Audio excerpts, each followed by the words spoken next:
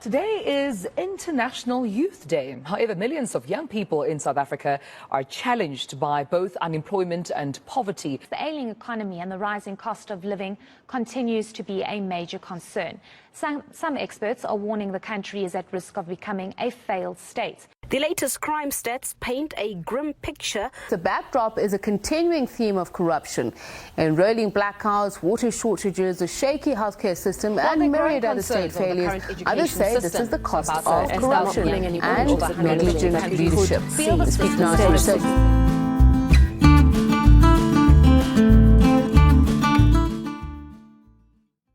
The Honourable Ganief Hendricks leads a wholly unique party in the South African Parliament. Jama-ah is the only Muslim party in Parliament and in the history of the South African Parliament. However, much like the Christian democratic parties around the world, religion serves as a guide for the party's values, not the be-all and end-all of the party. Mr. Hendricks himself has a bachelor's degree in history and sociology and an honours degree in industrial psychology from the University of the Western Cape.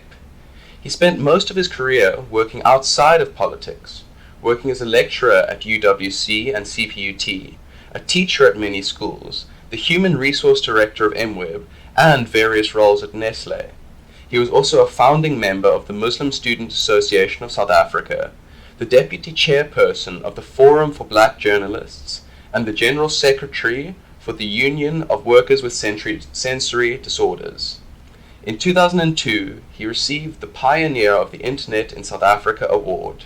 In 2007, he founded Jama-ah and served 2 terms as city councillor in Cape Town, being elected in 2011 and re-elected in 2016. Most recently, he became a member of the National Assembly in the last national elections, one of the 2 MPs that represent Jama-ah in Parliament and in the Western Cape Legislature. He is a man that has worn many hats in his time, and it is my immense privilege to talk to him today about the politics of Jama-ah and the future of opposition in South Africa. Hello, Mr. Hendricks, how are you doing? I'm fine, thanks, and thank you very much for a very nice introduction. Thank you. I can't believe that's me.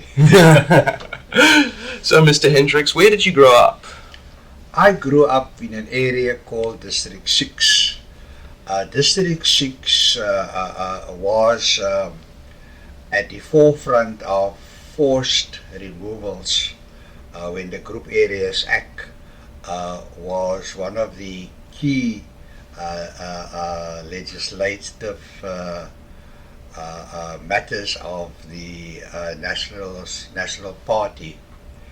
And it meant that people of color were confined to particular areas. So whites in white areas, Africans in African locations, Indians in Indian areas, and coloreds in colored areas. So there had to be a mass removal from area to area, and District 6 was declared a white area. District 6 is very close to Cape Town, and one can understand why it was selected as a white area, so that if the city has to expand, that land will then be part of, will extend the CBD. So I lived up in District 6, and there was a lot of protests all over South Africa about the decision to declare District 6 a white area, because it was one of the areas where especially the colored people excelled. They excelled in sports, they excelled in arts, they excelled in culture. There was a lot of community organizations. Although it was a very poor area, very poor district, and nearly reached slum status because of neglect, it was most probably one of the exciting cosmopolitan areas in the country. Why then in 2007 did you think that South Africa now needs a Muslim party and I need to found it. Yes. So what happened was, say after 5 years, I was approached by senior members of the Muslim community that Muslims are not taking part in the political life of the country. And the fear was that they will have underground structures, that they will get involved in terrorism to bring about changes that they want, that they would use extra parliamentary means, and it's better for the Muslim community in the long term if they take part in the political life of the country, and whatever the needs of the Muslim community are, they can address it in parliament through the ballot box, and that's a better way for the future than engaging in extra parliamentary activities, which many activists in the Muslim community were involved in before 1994. They were involved with different formations, and when there was liberation, they didn't go into politics. They weren't politicians like me. Yeah. They were liberation fighters. They were freedom fighters and not politicians, and they just left the field. So the Muslim community was left with no real people interested in politics. So I was approached, and we then, after a lot of persuasion, we then registered a national political party, and that's 15 years ago. Yeah. And so I'm wondering, you approached by these Muslim leaders, and you want to create a party that is a voice for the Muslim community. So how do your Islamic values then reflect in your politics and in the politics of your party? Values were universal humanitarian values, and which was closely related to Islam. And you find that if you are a Muslim, these values are captured in 5 principles of the religion. The first one is you must pray 5 times a day. You must perform your ablutions before prayers. So you clean most of the day. Yeah. You even wash your feet at least 5 times a day. Then you have to fast a full month of Ramadan every year to appreciate the pangs of hunger that other people endure who don't have food on the table. Then thirdly, you've got to perform the Hajj, and you've got to wear 2 pieces of cloth that symbolize the equality of everyone. Yeah. No one is superior to another. An Arab is not superior to a non-Arab. A white person is not superior to a black person. So those are universal values. And so those are 3 of the 5 pillars. And then the 4th one, if you earn money and your excess of income over expenditure, 2.5% goes to the poor. It's zakat. Zakat. Zakat, yeah. So those are values that people don't have a quarrel with. So those values are translated into helping the poor, anti-racism, things that we felt South Africa needed after a few decades of apartheid. So the first reason was that we wanted Muslims to take part in the political life of the country and not be underground and maybe get involved in terrorist activities. Because we felt that if Muslims get involved in terrorist activities, it will harm the image of Muslims and harm the image of Islam. Yeah. And then, of course, if you want to win a seat, you must have a rent a crowd to vote for you. Yeah. So we started a party in a mosque. I believe even the Communist Party started in the church, because now there's a rent a crowd. Those people at the next election will vote for you, because you just have to, get them on your side, sign them up as members. They are there. They're all in one space. So we then felt that in order to get enough votes for a seat, let's play the Muslim card. Get all Muslims to vote for us. But all Christians don't vote for the ACDP. No. It doesn't work like that. But we took a chance, and I must say that the first batch of Muslim voters that voted for us are still voting for us, and they grow. Say 10% every year. So there's incremental growth. Yeah. So that loyalty and saying, let's vote for him, he's a Muslim, it's a Muslim thing, that gives us a bit of edge.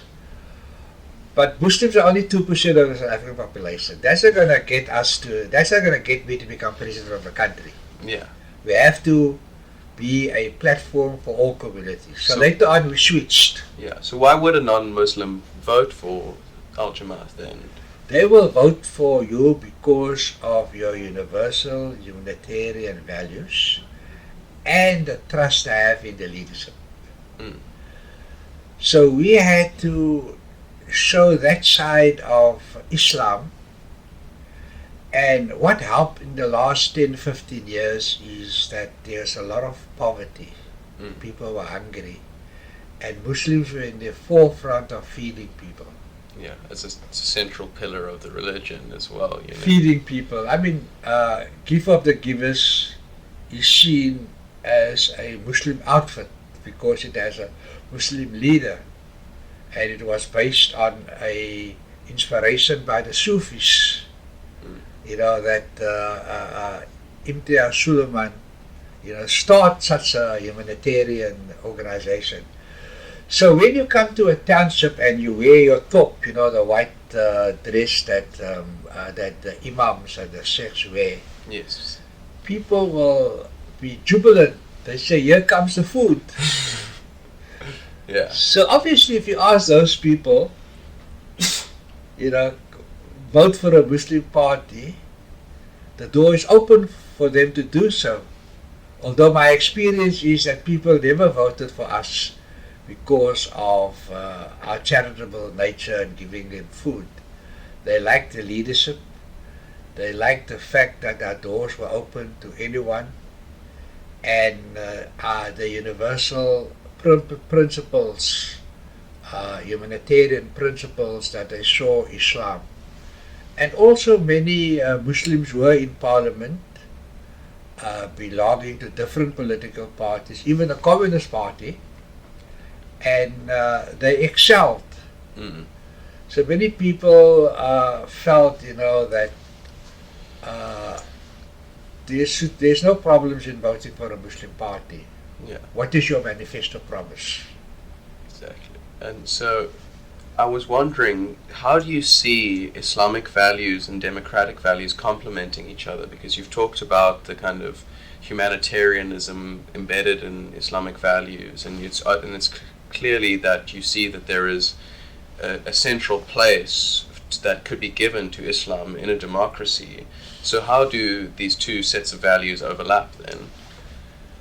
Look, I would say that there is democratic principles are also based on universal humanitarian values. However, there's a problem with capitalism, which is a strong part of democracy. There's also an issue with gender rights, which is the cornerstone of democracy. And those are perhaps, and also economic principles. Like in Islam, you talk about an interest-free economic system, whereas in the Western concept, the more you exploit people and the more interest you charge, it strengthens democracy. That's what democracy is all about. Charging high interest rates, enslaving the people by giving them loans, and they pay the rest of their life, and the capitalists benefit and they smile all the way to the bank. Nowadays they even smile all the way to their mattress. They put the money in the mattress, like our president did. I'm not sure how capitalist our president is. One of the interesting aspects of Islamic belief that you would like to kind of implement in South Africa, and this is my understanding, is the idea of shura, the consultation of those who are going to be affected by a decision in the decision-making process. And I was wondering, because there is a belief in a similar type of consultation and kind of in democracy, but why do you think kind of this community style engagement is an improvement over the current way that South African decisions on the local levels are made? Yeah, look, you are talking about shura, which is mutual consultation, and the Quran is very strong that you must conduct your affairs by mutual consultation. And the way it works is that whoever is the leader must consult as widely as possible. And then after consulting and getting different views, he then makes the decision. So it's not voting, it is listening to the different views and then making a decision. And then when the Amir, and that is how Jama-ah operates at the moment, that there is consultation as widely as possible, and myself as leader of the party, I make the decision. And then I am warned that if I'm making the wrong decision, I will earn the wrath of God. And who wants to earn that? You all want to go to heaven. You don't want to, suffer like that. So there's a big onus on the leader to make the right decision. So sometimes he makes the wrong decision. People would just accept it. They would say, look, he consulted widely, he is the Amir, he conducted the shura, and we just now have to accept it. Yeah. And maybe over time make him understand that it was the wrong decision, and now please make the right decision. Yeah. So in the South African context, it's winner takes all. First past the post. First past the post. Yeah. Watch the scoreboard. I mean, that's what the politicians say. And we find that more and more there is a cry that the majoritarian principle should be used with caution. So now with the debates on the public protector, on Pala, on a lot of issues, you find that the president's counselor, the deputy president's counselor, leader of parliamentary business will throw the democracy at you and say majority wins. Yeah. I'll give you an example. Last week there was a debate on the Children's Act, and there was a very controversial clause about the rights of the father over the rights of the foster parent. And the argument was that if the father wants the child, let the father take the child and don't put the child in foster care. If the father is perhaps some shortcomings, he can be put under supervision. So that was a contentious clause. And some very good arguments were put up by the Democratic Alliance, the ACDP, other political parties, and the ANC admitted that there were civil society organizations wanted to retain the rights of the father. Father comes first. And then the ANC voted in terms of a caucus decision, and that wasn't accommodated, and they talked about wait for a second round of amendments. Okay, and so the rights of the father were then not recognized? That's correct, yeah. So our position, this is one of the first times we also voted against an ANC amendment or a bill. And I was quite harsh. And I said that this is one occasion where you could have voted on the merits according to your conscience and not a caucus decision. Yeah. So the majoritarian principle, I would imagine most parties, political parties, will say it's democracy. Winner takes all. First past the post. What's the scoreboard? But certainly, like Zondo has said in the Zondo report, that the opposition parties raised quite a number of issues about their concerns about President Jama-ah and how the country was going. But the ANC stood by him, not on the merits, but just because it's a caucus decision. Yeah, it's a kind of, there's a tyranny of the majority. Yes. It's also, that's also something that Islam, I think, warns about quite a lot, because my understanding is the Quran is basically a series of stories in which individuals have to stand up to groups because the groups have gone mad. And so, you know, the important, I can understand completely why you would want to put in more an emphasis on having someone consult widely, but not letting everyone make the decision together, but rather having the kind of best judgment of an individual who's been given a certain amount of responsibility to make that decision. Is this kind of have I done a good job of summarizing what your views are here? Yeah, look, it's not stories. It is sort of laws that has been sent down, we believe, by God. And sometimes it's put in context and maybe surrounded by stories, but it's not stories. Yes, sorry. It's not fairy tales, for example. It's, the law that has been laid down, like Moses' 10 Commandments, thou shalt not kill. Yeah. But I would say, I meant stories in the sense of it's just there's a moral to everything. Yes, yeah. No, that's fine then, yeah. Yes. Yeah, so Not that, that it's not that it's made up, of course. Okay. So I'm not saying that the Sharia will triumph and dominate. Yeah. But there are aspects of the Sharia that will benefit all South Africans, and that is the role of Jama-ah, to identify that and put it before the electorate as a manifesto promise and tell them, this is our marriage policy. Yeah. Vote for us.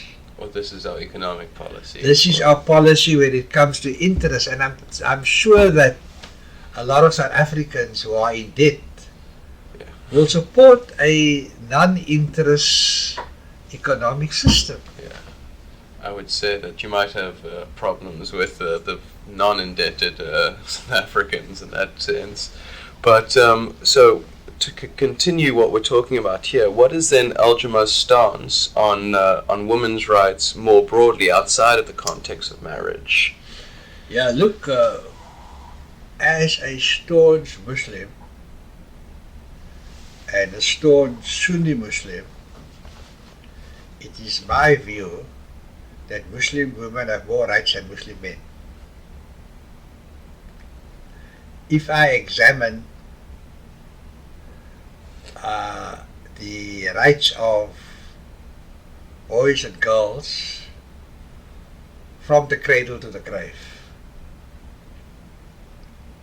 So let us look at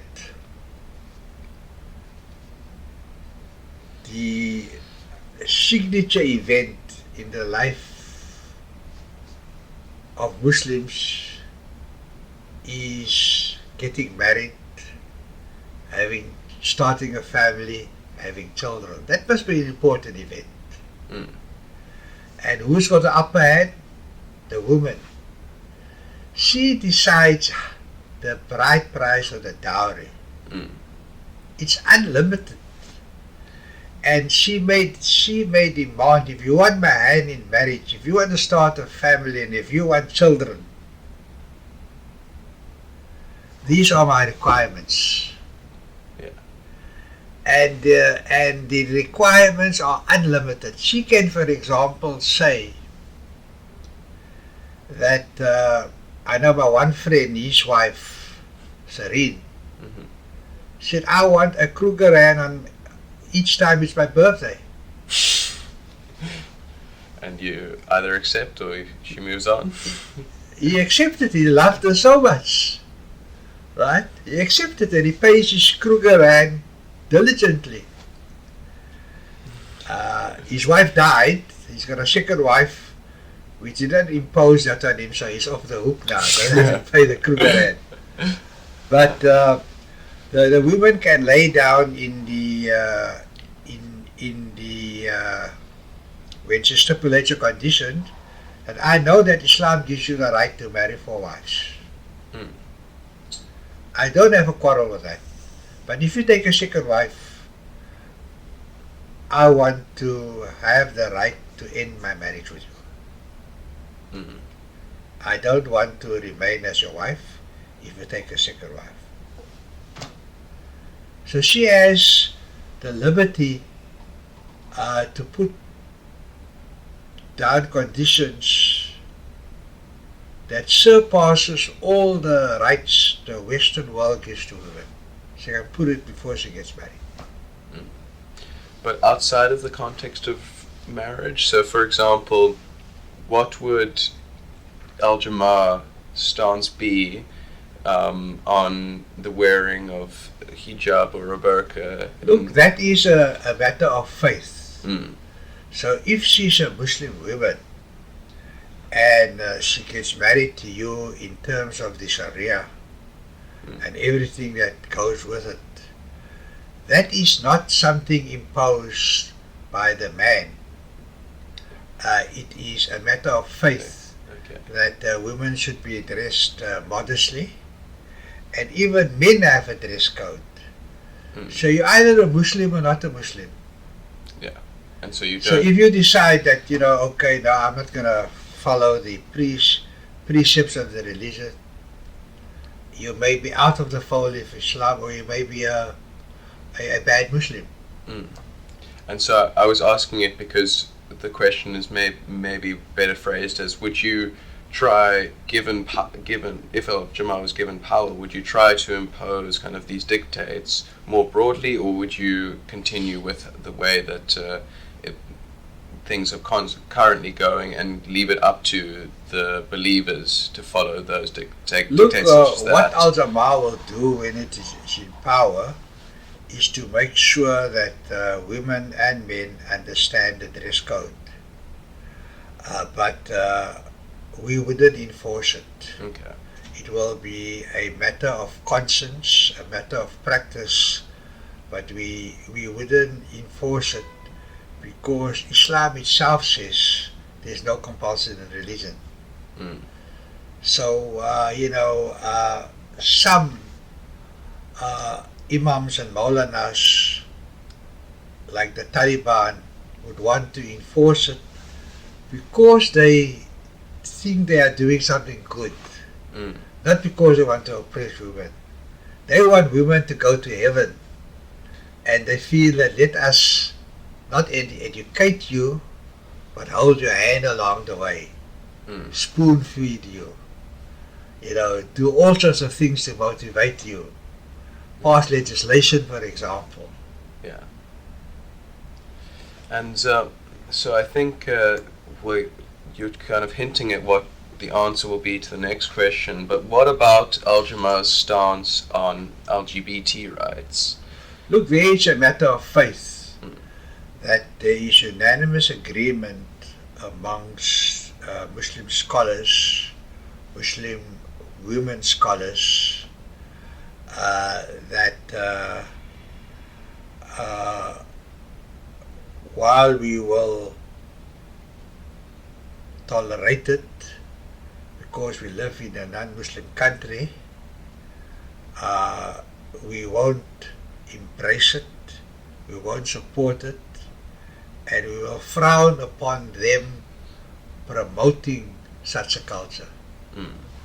But would you, be given power, would you say that the idea of non-compulsion would still hold for stuff like LGBT rights? Yes, it will hold.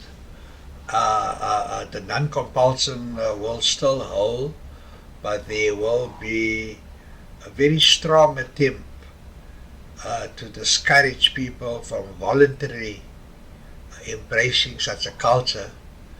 And we understand that some people are born into it. It's part of the DNA. There's nothing you can do about it, really. And the remedies to fix it, there's still a lot of research and work to be done. You may be transgender, for example, and would like to get out of it. And nowadays I believe there are remedies to assist you if you want to get out of being a transgender person. But no matter what, we'll discourage it as Jama-ah, but we will not force you into doing anything that goes against your rights. That's correct. Yeah. Okay. Just before we started recording, you were telling me about kind of, it's important that the audience might know about the new legislation, the private members' bills. And so maybe can you run us through what the 4 roles of a parliamentarian are, and then the relevance of the private members' bill, and then how you have used that on in the National Assembly? Look, researchers and commentators have identified 4 important roles of a member of parliament. Number 1 is you must elect a president, and that also means you can remove a president. Secondly, that you have to pass legislation. Parliament is all about making laws. And then thirdly, there is a cabinet that runs government. It's your job to keep them to account. And that's why cabinet ministers like this week and last week have to answer questions. And they also have to answer questions which they get beforehand orally, so they can do their research. But then for every question they have to answer 4 other questions which they don't know what you're going to ask. So they got to know their stuff. Then any time during the year, you can put written questions, and according to the Constitution, they must respond in 10 days. So then, fourthly, you must take the issues of Parliament to the people, inform them what's happening in Parliament, and take their issues back via constituency offices. So Jama-ah has 12 constituency offices. Normally you should have 1. But we've increased our footprint because while we're a Muslim party, we want to be a platform for all communities. So we serve communities all over the country, and some of these communities, there's not a mosque to be seen, there's not a Muslim to be seen, but we're working in those constituencies. So when it comes to legislation, it is now 28 years, and all the laws have been formulated by the African National Congress, except one, which was done on compassionate reasons. It's a bill presented by an IFP member who needed marijuana, dacha, for medicine reasons. and he was dying in front of their eyes in Parliament, and he needed that medicines and he wanted it to be legal. Before he died, they supported his bill and it went through. So that was purely sentimental reasons to show support for a colleague in Parliament dying before your eyes. You can see every day he's going down, and the only thing that helped him was these medicines. So there was a bill passed that you can use daga for medical reasons. In a nutshell, no other bill has been passed by any political party Other than the ANC. other than the ANC. Other than the branches of the ANC, because that's where the ANC, they depend on their branches to determine their policies, to elect a NEC that approves these policies at some meeting where branches are also present. So the ANC has about 1 million members, and out of 60 million South Africans, and they decide our lot. That can hardly be democratic. But that's how the politics works. So I think it was also the same IFP person that went to the Constitutional Court and got a judgment that every member of Parliament is entitled to the same resources as the President of the country to get a bill considered to be passed and made into an act. So there's a lot of costs in drafting a bill. Government has the advantage that the South African Law Reform Commission is at their beck and call. So some of the best lawyers in the country, legal eagles, are members of the South African Law Reform Commission, and they get paid by government, and they develop, help develop the law. So the President has the advantage in that they come up with what we call a green paper, a concept document, the way they see it. Like, for example, the Children's Act, the Marriage Act, the Procurement Act, gender-based violence, all these bills that have been coming up. And we have about 30 acts a year that's passed by Parliament. So now the legal costs involved is tremendous, because it takes nearly a year to get everything sorted out, and you got to pay your legal people for that year. Yeah. So when we did our first private members bill, which is amendments to the Maintenance Act, they gave us 5 attorneys, a team of 5 legal people, and the party itself engaged its own legal person, because we wanted to have a go at drafting the bill ourselves and getting the other 5 to comment on it. You see, if you have the pen, you can plot the way forward. If someone else has the pen, They're doing it. they write it for you. So what we decided is, let's test the waters. Let's find an amendment that the African National Congress and the Democratic Alliance can't have a quarrel with. So our constituency offices have been receiving complaints by women that men don't pay their maintenance and there's no food on the table for the children. So we had a seminar, and we brought the best minds, the best activists together in a webinar during COVID. And we had magistrates, prosecutors, legal eagles, women activists, women who were home, whose men didn't pay maintenance for 5 years, children who had no food on the table. All of them took part. So you can imagine there must have been 100 complaints. Yeah. So I identified just two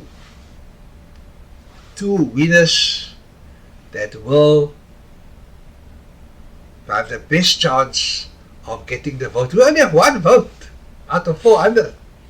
How am I going to get the other 399 votes? I can't convert something that people have a quarrel with.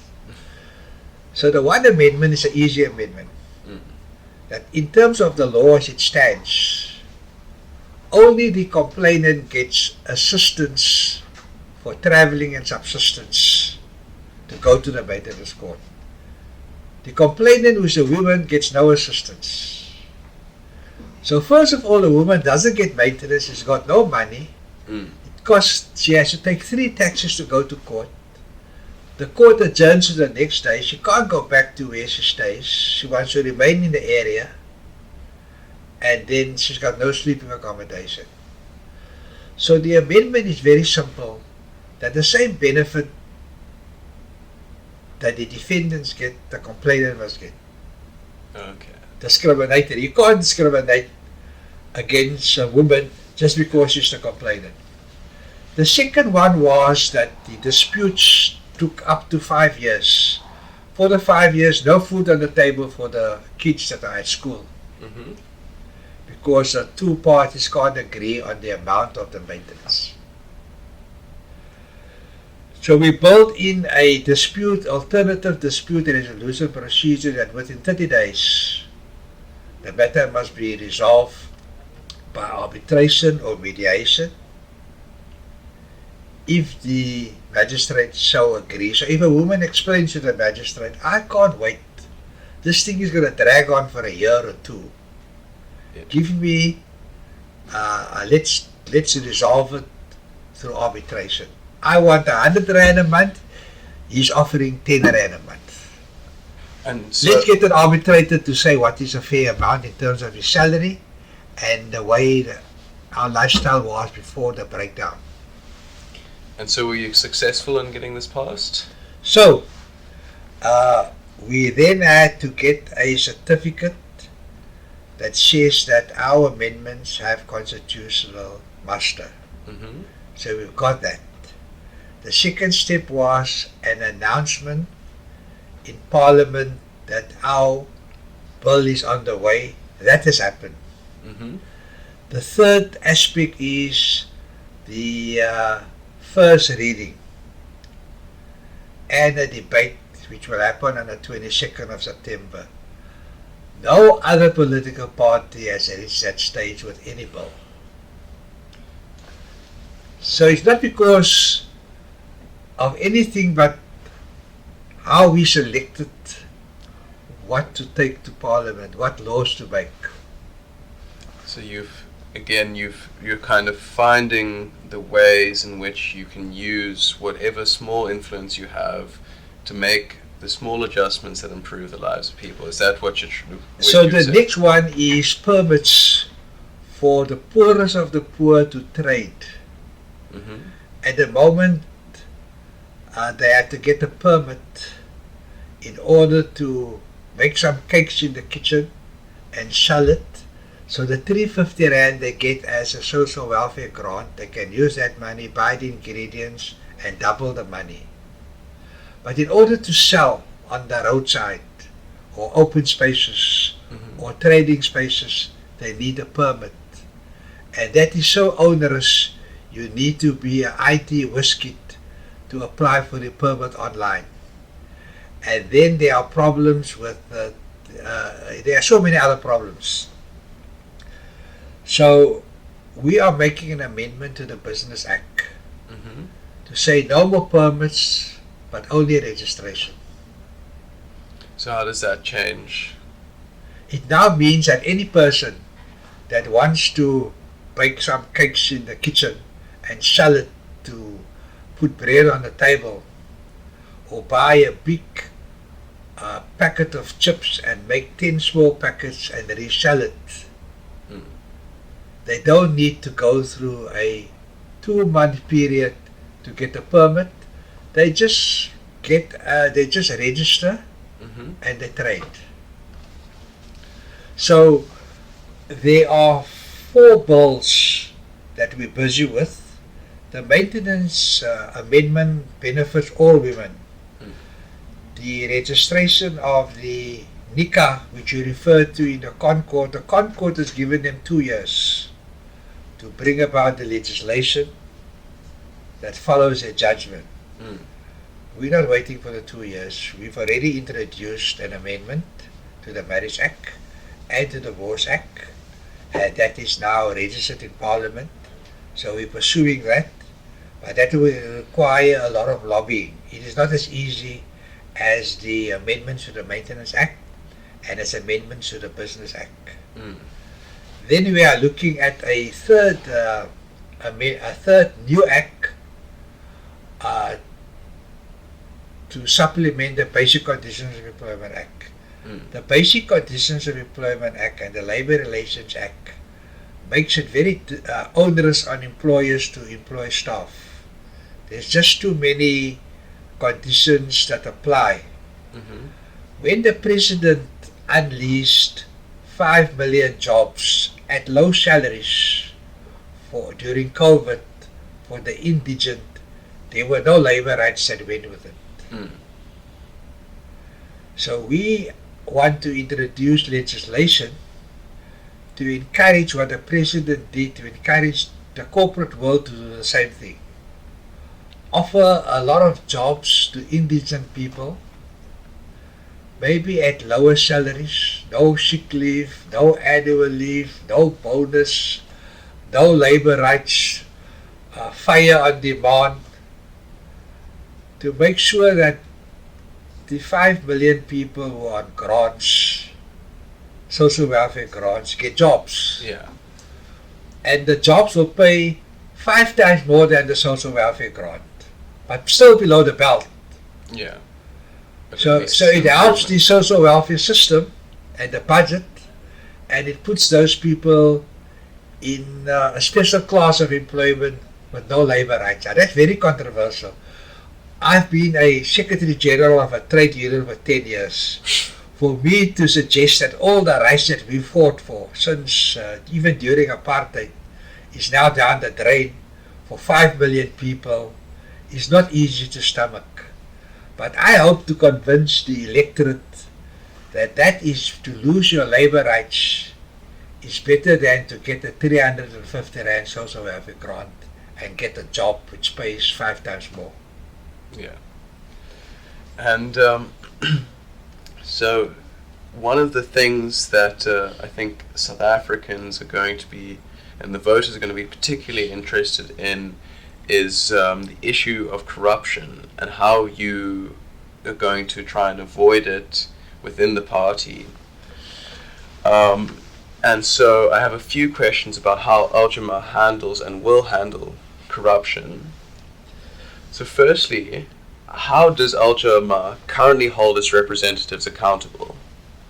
The way we hold our representatives to account is that they have to report weekly, like this afternoon at 3 o'clock is the next one, and you're welcome to sit in, where they have to report on what they did the past week. They have to give a summary of how they voted with regard to items on the agenda in the council. The council has a 1 meeting a month. So obviously they're going to report every week, because it's only, they will report after the council meeting on that aspect. Then they have to report on how many members they've signed up, how many branches they've established, what fundraising they did, and they've got to list the names and the voting stations of all the people in the municipality that contacted them for assistance. What was the complaint? What was the outcome? What is the percentage success? So that's a very vigorous engagement every week, where we hold the councillors accountable. Sorry to interject, but I think we're kind of need to move on a little bit. Yes, but okay, fine. One of the ways in which you hold your representatives accountable and yourself accountable is to be engaged and to show results to the people that need to see these results. Yes, and we have one of the best social media teams of all political parties, even better than the DA. We have a website, very active. We have all the social media platforms. We're now into SEO. We have we support the community radio stations, and in return for the support, they give us airtime, so we communicate what we are doing. We have our own newspaper, Jama-ah Times, that we distribute to showcase what the party is doing so that people can see what we're doing. The last question relating to corruption is, what is Jama-ah's plan to deal with the current large-scale corruption within the country if you were to be given more power to be able to do things about it? Look, we have speaking time in Parliament. We serve on portfolio committees. We are waiting for the President to tell us what his plans are to implement the recommendations of the Zondo Commission. Although we feel that Zondo could have done more, it is enough to keep us busy for the rest of our lifetime. So there's enough on our plate. So we will obviously then support or not support, or we will make further recommendation on implementation, and we will vigorously hold the executive to account and support other parties to do the same. Jama-ah is very active in assisting the ANC on their revival and renewal campaign. So wherever we have an influence, like the city of Johannesburg, where they need our 3 votes if they want to govern in the city of Johannesburg, in eThekwini, where they need our 1 vote to govern in eThekwini, in a place called Harding, where they also need our 2 votes. But how does helping the ANC... So because we have that influence over them, if they don't listen to us, we may not use our vote to support their budgets, to support their motions, and they may even lose control of the municipality with our vote. We can then put our demands on the table to get the ANC to revive. For example, in a place like Escourt, where we had a balance of power, we voted against a budget. We voted against a tender 3 tenders being given to the same person. So when it came to voting, we walked out of the council, so there was no quorum. So we do have ways and means to influence the governing party, because that was certainly not the right thing to do, to give all 3 tenders to 1 service provider. Yeah. So when it came to the voting, we walked out and they had no quorum. And it took a week before they then came to us and say, okay, what's your suggestion? Here are the tenders. Here's the evaluation reports.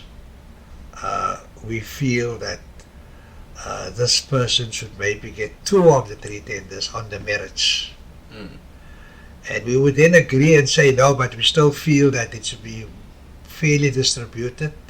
Capacitate the other one to come up to standard. That's what we actually did in Escourt, where we had a balance of power and we had the position of deputy mayor there. You know, so Jama-ah is, in our 15 years, we've had the balance of power in municipalities, and our vote was very important for governing parties to pass the budgets and to govern. So now that we're growing in strength, because we feel that we will get 3% of the vote in the next election, and that will give us 12 seats in Parliament, so I won't be alone. But are you not worried that working with the governing party, given its somewhat shoddy record in terms of corruption, and have them to try and convince your members and the local levels that doesn't open the door for them to try and corrupt your members from the inside, because you're willing to work with them, and maybe, well, there is corruption here in for example, maybe the tenders, and a member is now tempted because you know that normally we'll work with it. Well, we don't want to work with you. Well, here's a bunch of cash. Now can you work with us again? Does that not are you not worried that that relationship opens a door for the corruption? It is a concern, and that's why last year in November, after the elections, and knowing what powers and strength we have, although we few in number, we had a meeting with a delegation of the NEC of the ANC's policy unit. And there we laid out certain ground rules on the way forward, that if they want us to continue supporting them with their revival and renewal campaign, we open channels of communication to address concerns. Then, on a more ideological level, we feel that the African National Congress is the only political party left out of our dear liberation movement who has the numbers. So after liberation, or before liberation, there were perhaps half a dozen political parties, and none of them have made the cut to get the numbers, only the ANC. So if we don't keep the ANC in power, it means that the liberation movement doesn't have a representative. I would say, wouldn't you say the Constitution is the main representative of the liberation movement? Well, you must remember the Constitution in the first place was a negotiated settlement and didn't give us freedom, full freedom. It gave us a bit of freedom, but not full freedom. So the Constitution also realizes its defects, and there's a provision in the Constitution that it must be amended, if necessary, every year. So every year there's a Constitutional Assembly that looks at the Constitution, and political parties and the public can come up with amendments to the Constitution. So the Constitution is not like the Bible or the Quran.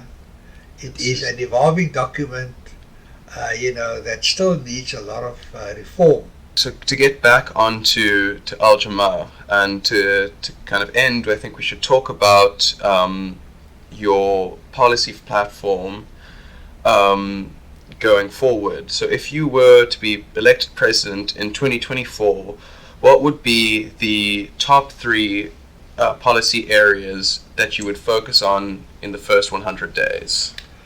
Look, one of the first policy area would be to have the family is very important, and we feel that there should be a policy on marriages and personal law, matters relating to inheritance, custody of children, that whole arena that South Africa doesn't have a policy at the moment. There's some progress in that direction, but after 28 years, there's no policy on marriages, on divorces, on inheritance, on the personal aspects of life, and that is very important. So we feel that from this area we'll be able to make a big contribution there and help develop a policy that all South Africans will embrace. Secondly, we are very passionate about full employment, and our policy will be that there must be full employment in South Africa, that every matriculant, for example, if he doesn't go and study further, must be guaranteed a job. Some African countries, other countries, have that provision, and current employers are required to take their fair share of matriculants or graduates at universities to ensure unemployment. And coupled with that, we feel that instead of 10 million social grants, those people can work. They are not disabled, and we would rather sacrifice the struggles of the trade union movement to convert them from being social welfare grantees to be in employment. So the trade-off will be that they will have to sacrifice a lot of the labor rights which we have fought for so hard. I told you earlier, I was Secretary General of a trade union for 10 years. And so we talked about family law, personal law, full employment, and then personal safety, especially in South Africa with the rise in kidnappings, gender-based violence. We will develop a policy on personal safety, while we will leave the police and the law enforcement agencies to do their work. Jama-ah will come up with an intelligence structure to prevent these kidnappings, to prevent the harm caused to women through the best intelligence in the world. Because whenever there is a murder or a robbery, the first thing the police ask is public to come forward with information. So we want to set up a structure, an intelligence structure, to assist the police in that regard. They can't have a quarrel that we're interfering with their work. They can still continue their work, but they're asking us for information. The South African public is not geared up to provide the police with that information, or for the least, they can provide more information from an intelligence point of view. So we see that the intelligence gap is so big that Jama-ah will set up a state-of-the-art intelligence structure driven by the community. Okay. So it's families, employment, and safety. That's correct. Top three. Okay. And so you said that you were projecting to increase your vote to 3%, I believe. Yeah, I don't know, we're 0.5%. You're 0.5%, and we're gonna. But we were 0.5% when we only had one parliamentary constituency office, and we were a Muslim party, and only Muslims voted for us. Maybe a dozen or two well-wishers from other faiths. So we were a Muslim party. Now we've got 12 constituency offices. We are in 20 villages. We have increased our membership dramatically. We now have a membership campaign where we never had one before. We have full-time people signing up members every day and reporting every week on how many people have been signed up. So the party, we've also won a ward seat. Now, to win a ward seat is not easy. To get a PR seat, you club all the votes together, and then you get a seat or two. A ward seat, you've got to win, you've got to get about 8,000-9,000 votes. From one area. But for a PR seat, you need about 1,500 votes, and you get a PR seat. So we have seen dramatic growth, and we've seen that the voters, they like the Jama-ah leadership. And so given that you've seen all of this growth, you will be potentially given the opportunity to be a part of the coalitions in the governance of South Africa, especially given that what seemed to be the major belief is that the ANC might be dipping out of being a majority party in parliament and into being a minority party. So if the ANC becomes a minority in 2024 and offers you whatever they offer you, maybe a cabinet position or whatever, to throw Al Jama-ah's weight behind them, would you be willing to join a coalition with the ANC to govern South Africa? If they need our seat, for example, if we have the balance of power and our seat determines whether another political party like the DA or maybe the EFF or the ANC rules, we will give our seat if they make me the president. So that will be our bargaining chip. Yeah, okay, so you either rule, make me the president, or sorry, we go with the other party who's prepared to do that. So our position is not to have a coalition with the ANC because there are many positions of the ANC that we can't agree with. We will co-govern and we will identify positions in cabinet, positions at provincial level and municipal level that we feel we have the best expertise. If we don't have the best expertise, we won't pitch for those positions. We would rather then be in opposition and play an oversight role. If the ANC needs the votes of the smaller parties, the smaller parties may be given positions in cabinet or in the province or elsewhere, but that won't be a demand. It will be because we deserve those positions on merit, and secondly, if it is to help gender equality, if it's to help diversification, then certainly we would say, look, you've got to, we acknowledge the ANC has better people to run that portfolio, but give us the training and the opportunity to do so. So that's a completely different approach, and we will be quite honest and clear to say the only reason that we prefer the ANC over any other party, including the EFF, is because they're the only political party left of our dear liberation movement. You cannot have a liberation movement that fought for decades and don't have a political party to take their cause and the struggle further. It will be the betrayal of the liberation movement. We have to keep the African National Congress in power, not because we like the president or we like the members of the ANC or the NEC, but because they hold the name African National Congress, a name that we from other liberation movements, we didn't have a quarrel with the African National Congress. We fought with them in the trenches. We safeguarded one another. We agreed that after liberation we will work together.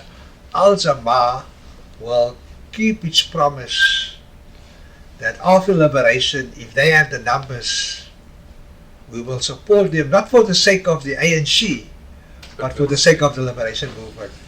But so you would be willing to go into coalitions with other parties if they were, especially in terms of governance, if they were to offer you, for example, the presidency, as you said, was your main demand for it? Well, look, I'm having a go at you by suggesting when I contested as the mayoral candidate for Cape Town, I was hoping that it will be neck and neck between the ANC and the Democratic Alliance. So if one of the two come to me and say we need your 3 seats, I will say yes, if I get the mayoral chain. So I'm not sure if I will be so bullish when it comes to being the president of the country. Okay. But that is the baseline. We'll work from there. And so it would rather be that at least they are offering to you the ability to have somewhat of a substantial stake. We want to co-govern. Okay. We want to introduce Islamic values into the policies. So obviously the ANC will be guided by policies of its branches. We would want an opportunity to say, okay, that's the ANC policy, this is our policy. How can we meet one another halfway? Or maybe you abandon your policy and use our and adopt our policy. Okay. And so this is the problem at the moment with coalitions, that there is not a marrying or a merging of policies. The policies of the ANC prevails, and then the other parties in coalition have got no say over the policies. They've got no say over the bills that arises out of the policies and the acts of parliament that arises out of the bills. It's a question of trying to get more resources, more benefits for the lawmakers and indirectly for the party. And so I think we've delved into a number of different things, delved quite deeply today, gone for quite a while, but I wanted to end with giving you the opportunity in as brief a time as you possibly can to summarize what we've talked about and tell people why they should vote for Jama-ah in the next election. Yeah, look, I was a kid in District 6, which was the hub of the struggle, and I grew up in the corporate world and achieved some of the highest positions in the corporate world against all odds. And I am into next generation jobs, new revenue streams, artificial intelligence, the way for the future. So I feel that I've been groomed to play a more important role in the political life of South Africa, that I'm prepared to continue doing this, just like King Charles says, you will serve till the last day. I will also do that, why not? And I feel that I can continue to make a contribution, and that there are many people in Jama-ah that's even better than me, that has made tremendous contributions in their own communities in different fields to the fields that I was involved in. So our succession planning will be of the highest standards, and if one person goes, there'll be a lot to follow. So people must vote for Jama-ah because of its leadership and the knowledge that many of the leaders of Jama-ah follow the rulings of Islam and the Sharia, and that's a strong ideological base. And those others who joined are very strong on Ubuntu, on Christian values and other religious values, and they just supplement what we have as far as leadership is concerned. Secondly, that Jama-ah lawmakers are not politicians. I was told yesterday by the representatives of the Deputy President that they're engaging us because the presidency sees Jama-ah people as activists trying to serve the community, and not there as politicians to show up other political parties and other political leaders. So we are working very actively in the areas of South Africa that has been ignored by the politicians, and that is the villages. So we want to convert rural villages with all its poverty. We want to convert it to smart villages. We are very concerned about the harm to state infrastructure. We've heard about the harm that's caused to electric cables, Eskom, the railways. Jama-ah has identified a niche of harm to state infrastructure, and that is the pipes leading from water treatment plants to reservoirs to taps. And we find that that infrastructure has been harmed, and much of the mainline water pipes are still asbestos, poisoning people even before they open the tap. So we are very passionate about improving the infrastructure and also prosecuting those who are harming the infrastructure, but Al-Jama-ah is focusing on the water infrastructure. That's why I serve on the portfolio committee for water and sanitation.